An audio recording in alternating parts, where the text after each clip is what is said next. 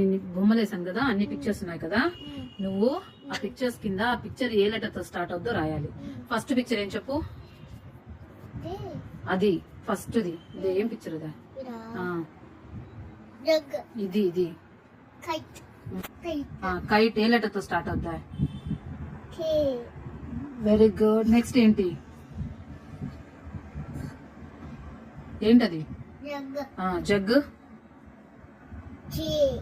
Very good. Next ఎలుక కాదు. సీఫా. Very good. Next కింద చూడు.